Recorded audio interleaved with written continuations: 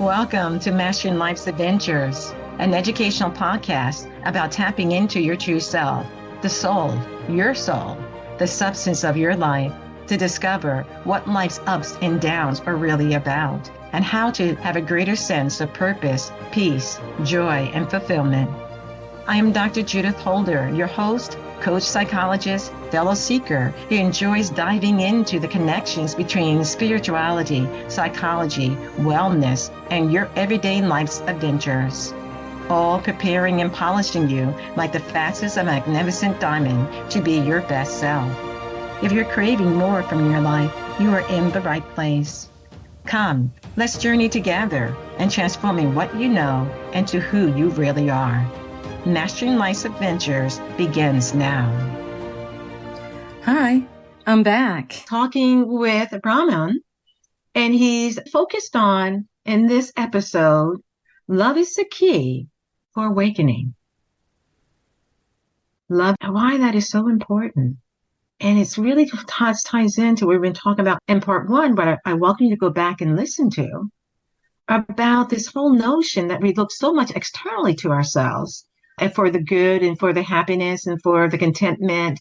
But we have to realize we need to go within and think about the treasures that exist within us. One of those treasures is love. Why don't you introduce yourself? Hi guys, it's me again, Behram. I'd like to share from my experience how love has brought me to where I am today. So, I started my practice in sincerity when I was in college in the US. I was in 24, 25 at the time. Because of my deep passion to know myself and to know God and my connection with God, I made up my mind, a non-negotiable commitment, that I would sit in meditation for 1 hour in the evening and 1 hour in the morning. No excuses.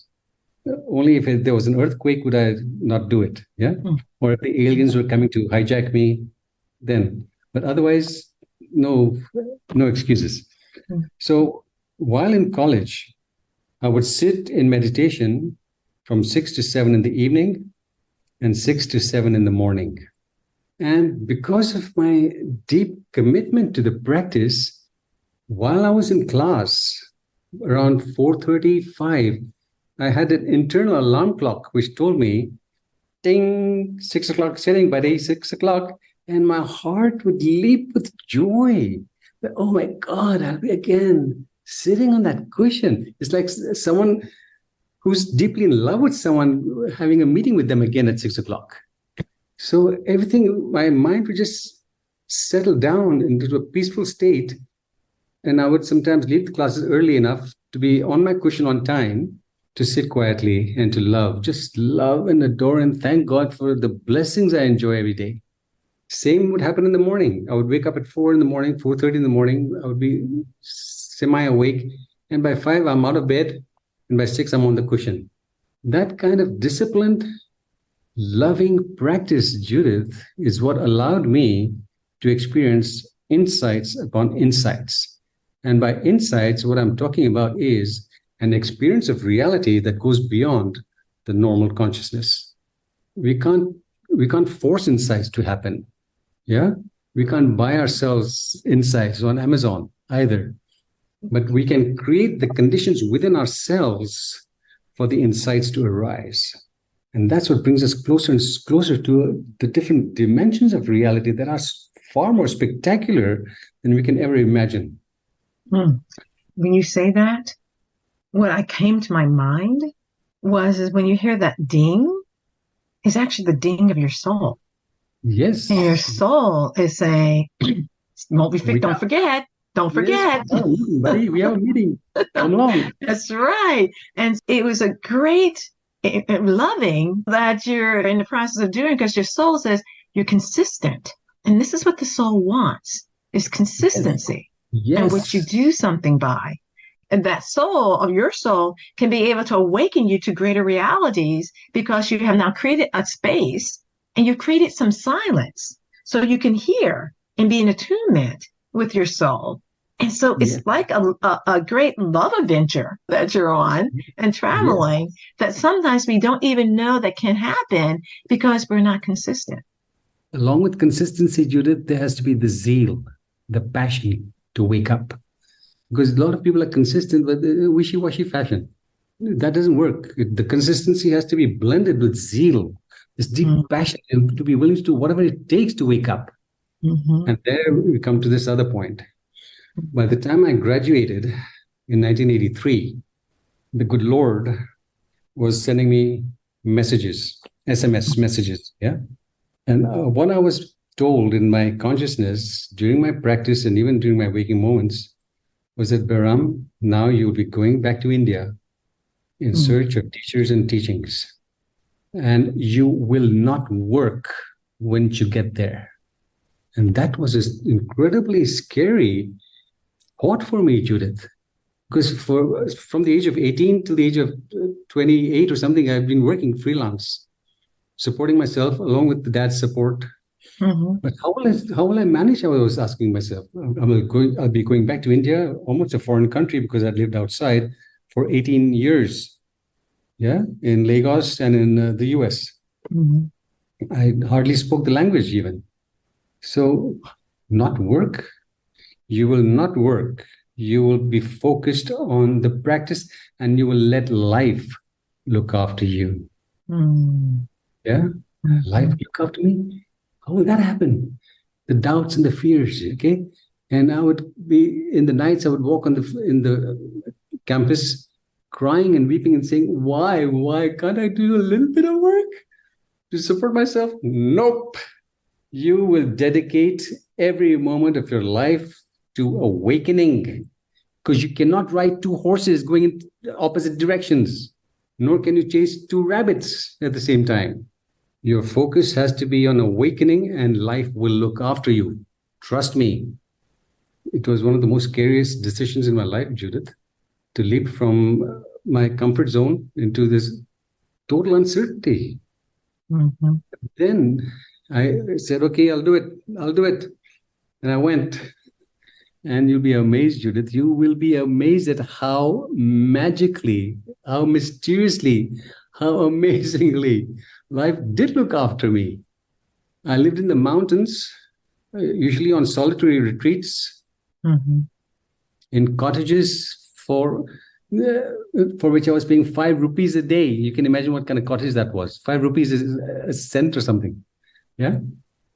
We're out in the jungles, no electricity, no water, just bears and panthers and scorpions and snakes and everything else. But I was not harmed. I was not harmed. And with the little budget that I did have, and then friends supporting, family supporting, without me asking. I didn't even ask for it. But they volunteered because they said that if they had my courage and commitment, they would be doing the same thing. They would leave the rat race also. But they didn't have my courage and my fortitude. So they were willing to support me. So with that support from friends and family, I was able to leave India and travel to Thailand, Sri Lanka, and Japan without working. So life does look after us. When you love it, life loves you back immensely and supports you and safeguards you. But people don't understand that. They have to go through that fear. I went through that fear. I was horrified in making that choice. But then it was a free fall, and I was held, and I was guarded, and I was guided in magical ways. When you're talking about that wonderful experience of walking by faith, not by sight. Yes. And that there's this wonderful thing that when you're obedient to that inner calling or that voice that is telling you something, then at first it's initiation. Or are you going to move forward with being asked of you? Because you always have a choice, yay or nay, to do that. But also, we realize that in the grander scheme of things, in this planet Earth that we exist in, there is the Divine Mother. And the Mother, in Mother Nature, which you were in, was supporting you and holding you as you're moving forward. and being obedient to the promptings of your inner self guiding you to have certain experiences so that you could be able to help others to understand that this is a path that they too can take. Because we have to also be examples, because people don't know what they don't know. And then they see it and they say, oh, yeah, I want to be more of that. Like you said with the other mentor that you did have. I liked what I saw, and I wanted to be more of that. And I think what God is wanting is more role models on planet Earth so that people can see that there's a higher way. There's another way that can be taken that builds back into that quality that we began talking about of love, that you can love, you can cultivate love by being obedient, but also you may have it naturally within you. And your soul is always prompting you to know how to maintain a harmony, how to maintain the inner balance in yourself if we listen to ourselves. So I think love, but before you can have to have love, you also have to have some degree of listening, awareness that you were talking about in part one of our episode here. There's some of that taking place. Do you have thoughts about that? It is love for God primarily, Judith, not love for another human being, but love for God primarily. That's where the real security is. Not in money, not in power, not in name and fame. The love of God, that's where the true, immeasurable security is. Because you're protected and guided in astounding ways. Let me give you one example. I have countless examples, but just one interesting little one. I've lived in about 4 different caves during my practice sessions. And as you know, caves don't have doors and windows. And they're usually in places where there are wild animals running around. Okay, it was a scary experience. Snakes, cobras. Now, there was this one cave in the Himalayas, huge, beautiful cave. And my toilet out in the wilderness was better than any 5-star hotel in the world. Oh, magnificent vista of mountains and brilliant. Okay. Anyway, on the day I left that cave and came back down because it was getting cold, I used to sleep I had put a plastic sheet on the floor. On that, I had my yoga mat. And on that, I had my sleeping bag. That's how I slept in the cave. On the day I was leaving, I packed up my sleeping bag, I rolled up my mat. But then when I lifted the plastic sheet, Judith, my heart skipped a beat. Right under my head, a Himalayan centipede, about a foot long, had made its nest. It had made its nest under my head, and it had not harmed me for the 1 month that I was there. Can you imagine? It was a nest, and it uncalled itself and came out of its nest. And I never even knew it was there. Fantastic. Yes. The weapon I had over there in a cave or in the wilderness when I lived in the wilderness was love. No machine guns, no machetes.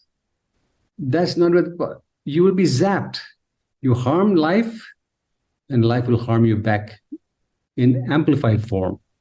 But when you love it, it loves you back in amplified form also. That's the only protection. Only protection. Loving God, and you're protected in incredible ways. Yeah, I can understand that, because the words that are going through my mind when you're saying that is love is the alchemical key. Absolutely. No awakening without it. There's no awakening to this other dimension. You can't access it without love. No amount of knowledge will get you there. It's knowledge coupled with love. That's where it opens doors for us.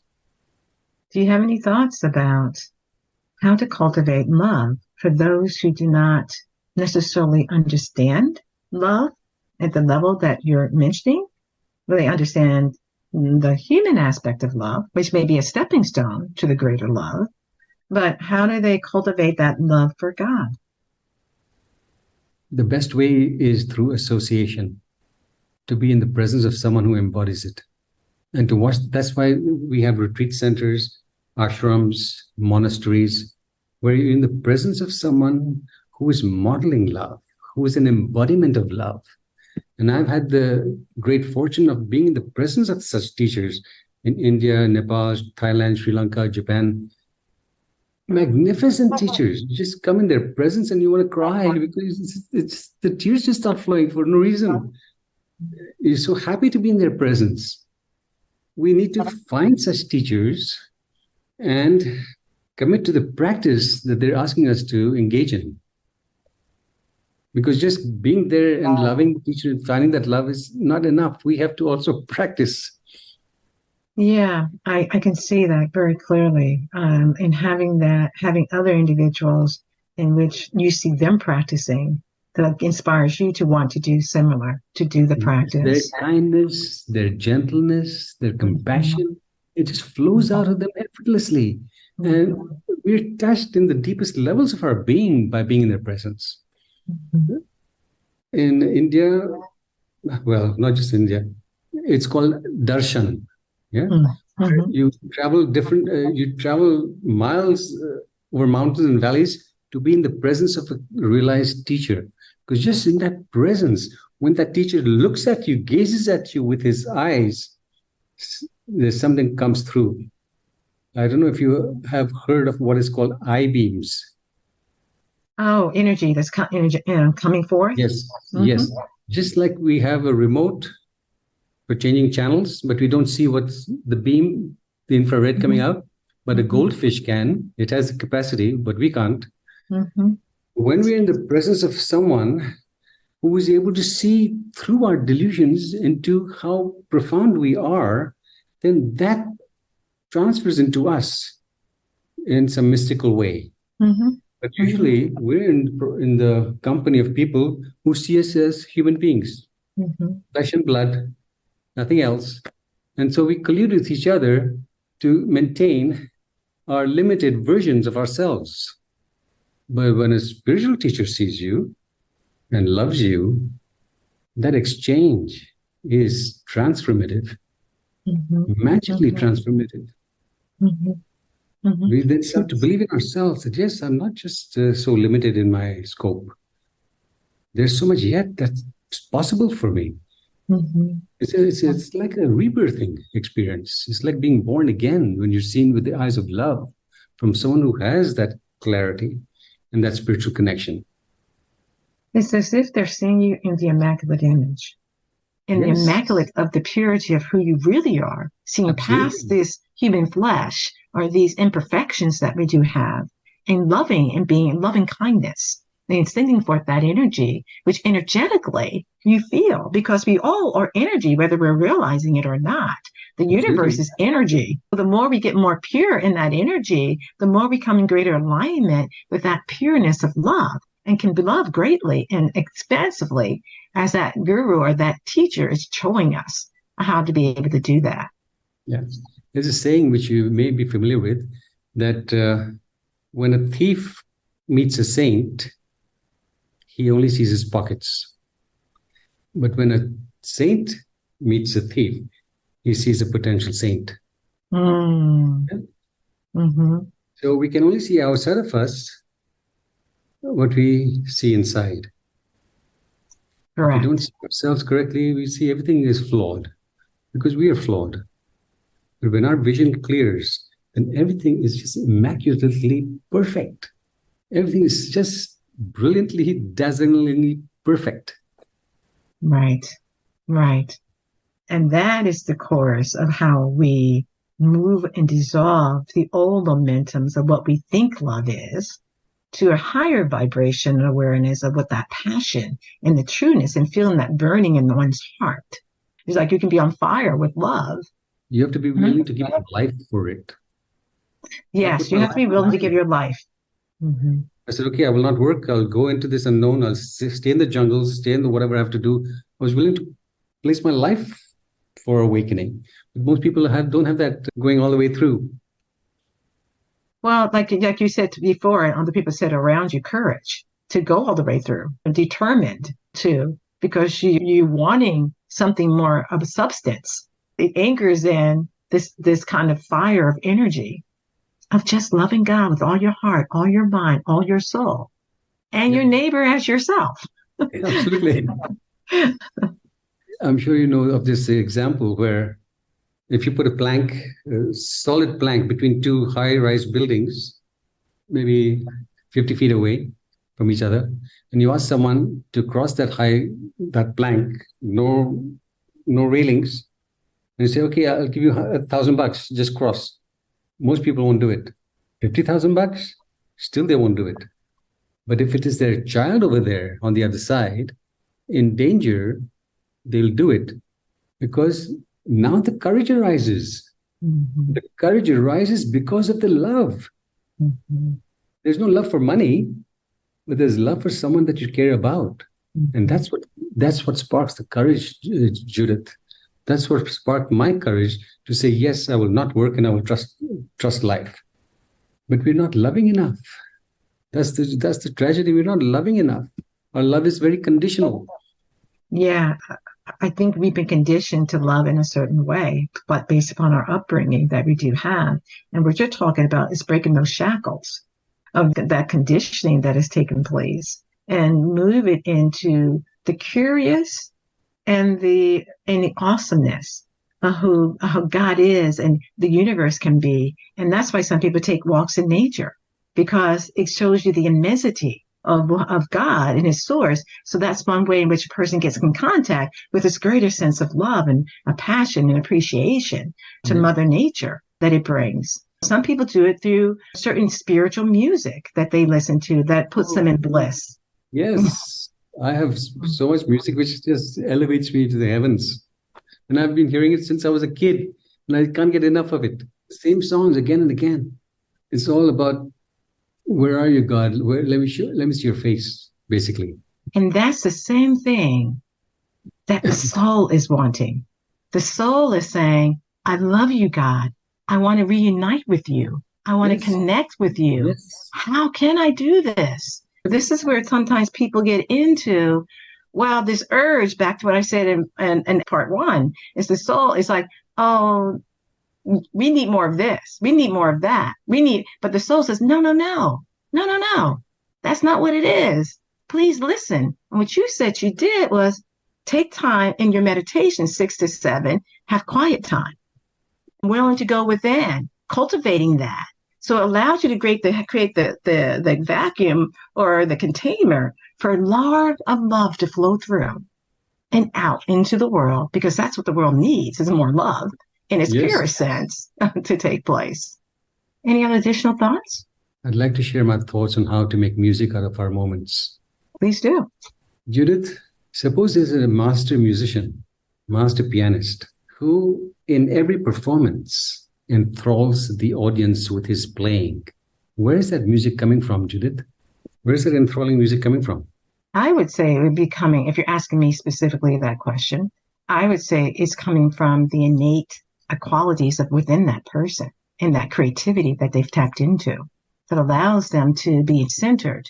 And in that centeredness, they're having that energy flow through them. So they're playing to what the audience needs, because music is healing. It's refreshing. It gives to individuals in the right vibration and right tonalities. It's helping the soul to evolve consciously or unconsciously. That's one of the beautiful things about spiritual or sacred music, that it can be done for a person. So that would be my immediate thoughts. But I know you have some thoughts about this. Yeah. The music comes not just from the pianist's skill, but it comes from the confluence of the two, the piano and the skill of the musician. Because if the piano is not well tuned, even the best musician will not be able to bring out rich music. Are you understanding? Mm-hmm. So the confluence. Mm-hmm. So life is this perfect piano. It's already there in its perfection. But if we perceive it as negative when it comes to us in the form of a challenge, then that piano won't play properly. So by acquiring the skill to discern the fact that every moment is a moment of choice, we can choose personal excellence or we can choose fear, doubt, and insecurity.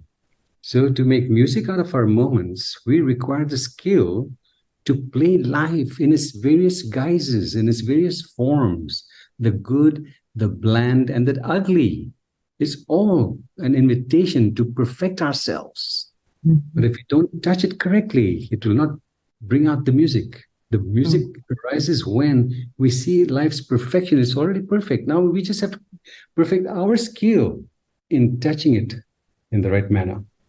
What I hear in that you're saying is that when you're looking at the convergence between the instrument, both instruments, you're an instrument in terms of your skill, and the instrument, physical instrument of the particular instrument that you're playing, when there is that convergence, you're able to play harmoniously. It's taking place. When there is some difficulties with that instrument, because you're talking about instrument of life being music, there's really no necessarily quote unquote imperfections of what life is sending your way.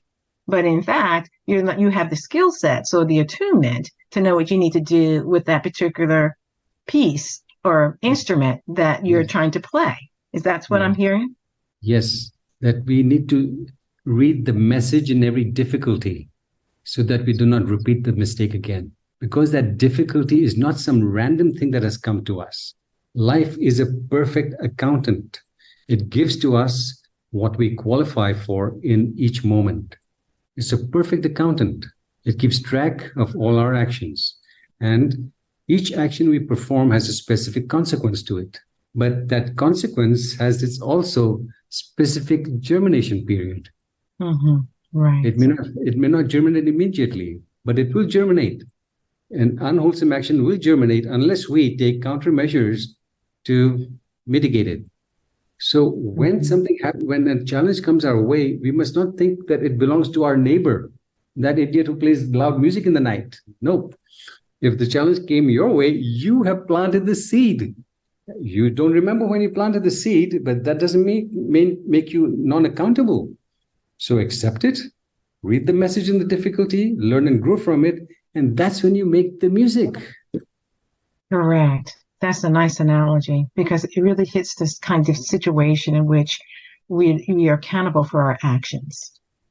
Absolutely. And people sometimes have not been attuned to, as you're tuning to the different instruments, that we are accountable. And therefore, it's the law of cause and effect. What we send out is going to come back to us. And the timing of that is not our time, but it's God's time. He knows the cycles of the rhythms and things need to happen our way. So when we look at that from that enlightened perspective, then we approach the particular type of situation that is coming our way in a more holistic way, and not just think that to blame this person or to be angry at this particular situation that is confronting me, but to realize it's here showing itself.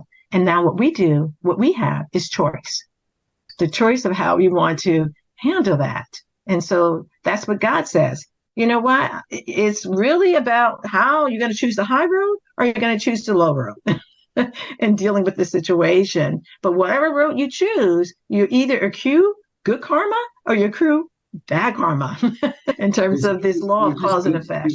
You're just compounding the difficulty by meeting a challenge incorrectly. You only compound the difficulty. You don't erase it. Correct. And what we're ultimately willing to do, what the soul wants, is be an alchemist.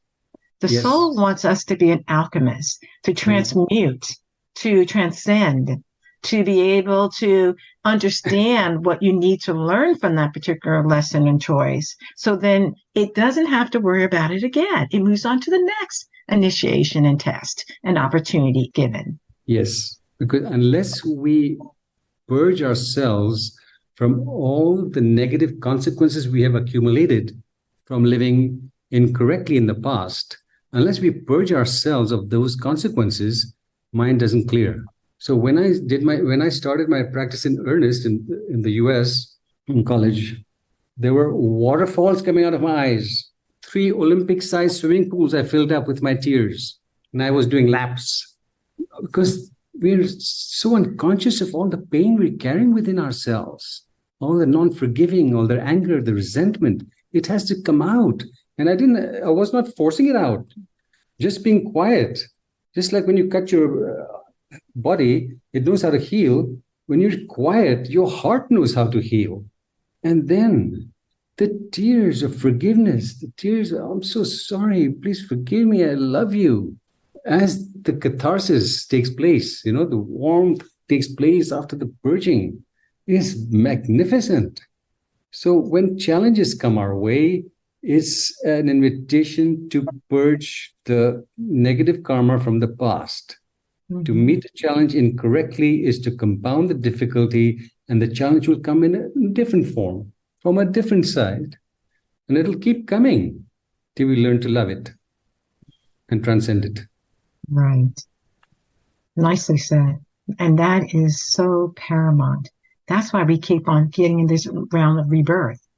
Because another opportunity to learn, Just to learning. love. I'm not learning fast enough. Yeah. I love that analogy about the music and about the convergence and the awareness that the more we stay awake, like the Buddha said, I am awake. Well, he was awake to many different spheres and opportunities and awareness that he garnered in sitting under the Bodhi tree. That allowed him to now teach that to others and to bring greater enlightenment. Because I believe that we live, many regards, on a sleep planet. People are sleeping. As I said, the 4 states back in part 1, that one of that is a lot of people are living in a sleep state. But there are some who really want to get out of the sleeping and move into the awakening. And so some of what you're doing in your practice, as well as in your teachings, is helping people become more fully awake in love. Yes. If there's anything that you want to additionally say from what we've been talking about in this part 2, please do so. Also, is there kind of a statement or phrase that you want to leave with our seekers that will help them to contemplate more deeply about what we've shared so far? What I would like to share is everything in life worth achieving requires practice. Everything in life worth achieving requires skilled practice. In fact, life is nothing but a practice session in perfecting ourselves. And the greater our mastery in perfecting ourselves, the more enjoyment we experience in this world. But when we have no mastery over our mind and over those impulses that lead us towards wrongdoing, we become our own worst nightmare. So all mastery is self-mastery. The greater the mastery, the more joyous and the more insightful we become. So please, ladies and gentlemen, whoever is listening, go for it. You have it in you. You are born with immeasurable resources to change your trajectory from average being into a spectacular one. But it requires practice, supervised practice, not the Lone Ranger mentality. We all need guidance. The Buddha also required guidance. He trained with 2 of the best teachers of his time before he set off on his own. Get away from the Frank Sinatra syndrome. I did it my way. And look for teachers in your area or wherever you can find them to help you see those blind spots that you're not seeing to move forward in your life. Well, thank you so much. Because, when you said Frank Sinatra doing it my way, yes, wow, the soul wants to say, do it God's way. Yes, correct. We have in conformity with life. Yes. Well, it's been a real pleasure having you and having these conversations. And I think our seekers are probably very delighted to hear your pearls of wisdom that allows them to reflect and think in a different way and take the first step or several steps, if they've already taken, to do it God's way through their soul and through the immensity of love and cultivating that love in themselves. So I want to say, seekers, bye for now. Thank you. You're welcome. Thank you for joining me for this episode on Mastering Life's Adventures, being your best self through soul evolution. If you have enjoyed what you've heard today, I would be delighted if you would share this episode with others, leave a thumbs up, and subscribe to my Mastering Life's Adventures podcast. Look forward to your joining the next episode. Please leave any comments or suggestions you might have below. Bye for now.